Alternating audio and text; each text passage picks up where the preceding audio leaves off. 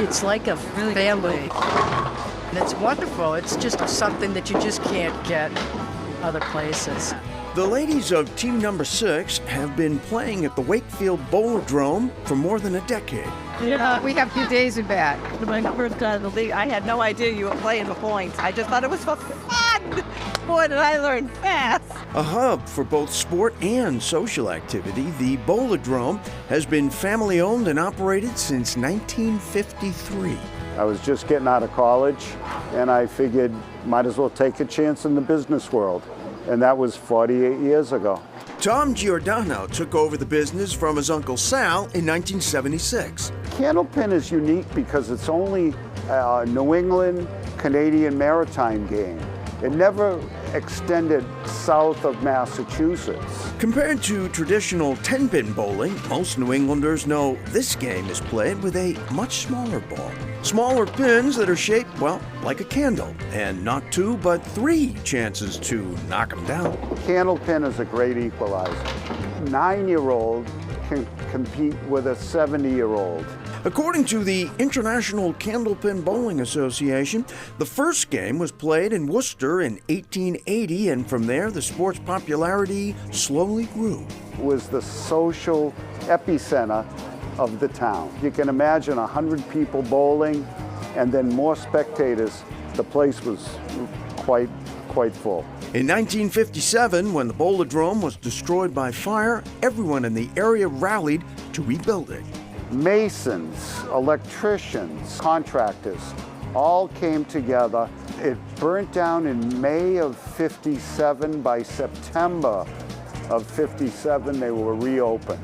After a busy stretch in the 70s and 80s, the popularity of the born-again Bowlerdrome and candlepin bowling itself began to decline. Last man standing. But after persevering through the pandemic, Giordano says he's starting to see interest increase. So these are my candlepin rosary beads that I made many years ago. We tried it, loved it. She said it's good for her. It improves her daily skills. Husband and wife Stephen and Tracy Kaon just started bowling in 2022. A number of years ago, I had a major car accident, and it helps my balance too. Bowlers aren't the only visitors here either. Hollywood has come knocking more than once. One night, I was behind the counter, and this gentleman walks in, and he asked me if he could take some pictures. I'm with Amazon.com, and George Clooney wants to film a movie starring Ben Affleck. Set in the 1970s, the 2021 film The Tender Bar was filmed mostly in Massachusetts. George Clooney was running through the Bowlerdrome, and he dragged me outside to ask me my opinion on a shot.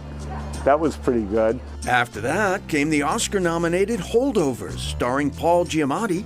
You've done this before, have you? Well, not for years. And Julia, starring Sarah Lancashire as Julia Child and David Hyde Pierce as her husband. It's so iconic. Yeah, I mean, it hasn't changed. It has not changed. When you're here doing something for 48 years and to still have some of those people still here, that's the beautiful thing. I'll go for 75 and see what happens. Over in Cambridge, 4 generations of the same family have kept Central Square Florist flourishing for 95 years. We're definitely one of the oldest businesses in Central Square. Jackie Levine's great-great-uncle Morris Gamer opened the shop in 1929. It was tiny. It was like a walk-in hallway, but business was very good. In the 60s, Sandra Levine's husband Myron Sam Levine bought the shop from his Uncle Morris. It was very, very busy. Hardly a minute during the day when people weren't buying flowers. Eventually, Sam and Sandra's son David joined his parents in the family business. Back in the 80s, I told my parents that we needed to have computers in the store, and they said absolutely not. Eventually, of course, they agreed to it. Kind of like how now with my daughters, I say no to things and they say yes, and then eventually they get they get their way. Now, David's daughters, Jackie and Michelle, are continuing the family tradition. Okay, so let's start with the hydrangea. It was just like in my blood, like it was just something that was very normal to me. Over nearly a century, this family has seen the business evolve from a small bucket shop where customers made their own arrangements to the introduction of the internet to its current, mostly delivery model. With the way the internet is and how we have access to growers all over the world, we can carry flowers that we absolutely did not carry previously. Cleaner designs, sleeker, tighter. Having my daughters come to the business, it's been very meaningful to me. I grew the business a lot from when I was with my parents, and then when they came into it, they've taken it to the next level. A lot of pride, very happy that the business can continue and it gets more successful every year. And Jackie says it was clear early on that she was going to end up in the family business. She's in kindergarten, and they asked her, what do you want to be when you grow up? And she drew a flower shop. Oh, that's so nice. And back to the Bolodrome, Tom and his wife finally got their Hollywood appearance. They both had cameos in the movie The Holdovers. And the Bolodrome has also been in an episode of The Simpsons where Homer falls in love with candlepin bowling because he learns that you get 3 balls. Yes, exactly. More chances. Up next, Hip Spot hits 30.